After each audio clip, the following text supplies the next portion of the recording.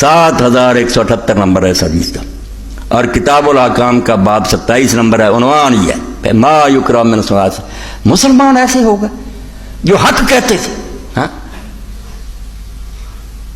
جھوٹ بولنے لگے، خوش آمدید کرنے لگے۔ قال اناس لابن عمر انا ندخل على سلطاننا ونقول لهم بخلاف ما نتكلم۔ حضرت عبداللہ بن عمر سے کہا کہ ہم اپنے سلطان کے پاس جاتے ہیں تو ان کو ایسی باتیں کہتے ہیں جو اصل میں ہم ان کو نہیں صحیح سمجھتے۔ جب نکلتے ہیں، جب ان کے پاس سے باہر آتے ہیں تو اور باتیں کرتے ہیں، ان کے منہ پر کہتے ہیں تم حق کرتے ہو، یہ صحیح ہے، درست ہے، جیسے خوشامد۔ یہ ملوکیت کا لازمہ ہے، جہاں ایک فرد کی بادشاہی ہوگی وہاں خوش آمدی لوگ پیدا ہو جائیں گے۔ وہ سمجھتے کہ اس کو راضی رکھنے سے الو سیدھا ہوگا، ورنہ نہیں۔ آپ دیکھ رہے ہیں، میں مثال نہیں نام لے کر دوں گا، آپ کے تو سب کے سامنے فوراً پرندے اڑ کر اسٹانی پر جا بیٹھتے ہیں۔ کالا کن نعدھا نفاقا، تو عبداللہ بن عمر رضی اللہ عنہ نے کہا ہم تو اس کو منافقت شمار کرتے تھے، رسول اللہ نے جو دین دیا تھا اس میں تو منافقت تھی یہ کہ بادشاہ کے پاس اور کرو اور بعد میں یہ کون تھا، اس کی بھی تشریح نیچے امام ابن حجر رحمۃ اللہ نے فرما دی۔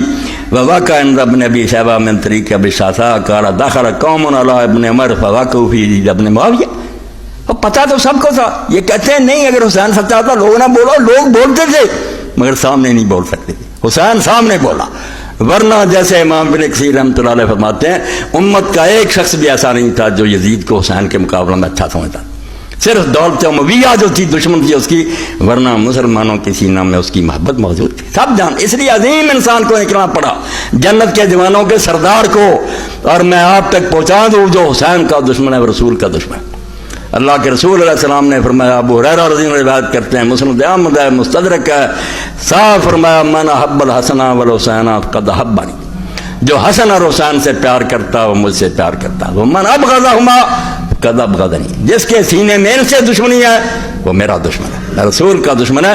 یہ رسول سے الگ نہیں ہے، اور آپ صحیح بخاری میں فضائل اہل بیت میں پڑھیں، ظاہر میں بھی اللہ نے ان کو اپنے نانا کی طرح بنایا تھا، سچ مجھ تھے بھی وہی اور صاف، مگر شکل بھی یہی تھی کہ عبداللہ ابن عباس رضی اللہ عنہ سے ایک شخص نے کہا میں نے رسول اللہ کو خواب میں دیکھا، آپ نے فرمایا حلیہ بیان کر۔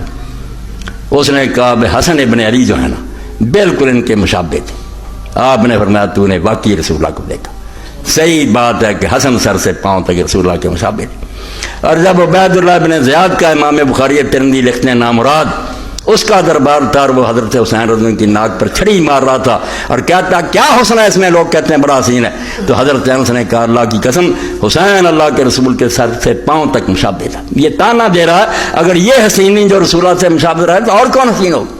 تو لوگوں نے یہ سب کچھ دیکھا، یہ حضرت حسین سے کوئی چھپا ہوا نہیں تھا، مگر وہ جانتے تھے کہ اگر چپ رہے ہیں تو یہی ہوگا کہ بڑے بڑے علماء جو ہے نا وہ خوش آمدید بن جائیں گے، منافق ہو جائیں گے، باہر کچھ کہیں گے اندر کچھ۔ تو لوگ گئے فواقعوا فی یزید ابن معاویہ، تو عبداللہ بن عمر رضی اللہ عنہ کے پاس انہوں نے یزید کو بہت برا بلا کہا، فقال تقولون ھذا فی وجوہ، تو آپ نے فرمایا کہ تم ان کے منہ پر بھی یہ کہتے ہو، یہ اسلام ہے؟ دین تو کہتا کٹ دو حق کو، یہ اللہ کے رسول اور خلفاء نے اس مگر بعد میں نہیں رہنے دیا، میں کیا کروں، اور دوسرے کے گھر مار مار کر لوگوں کر دیا، کچھ کو لالچ دیا۔ جیسے اسی کتاب الفتن میں آپ پڑھیں امام ابن حجر فرماتے ہیں لاکھ روپیہ عبد الرحمن بن ابی بکر کو بھیجا، عبداللہ بن عمر کو بھیجا کہ لاکھ لے لو اور یزید کی بیعت کر لو۔ انہوں نے کہا ہمارا دین پھر بہت سستا ہو گیا۔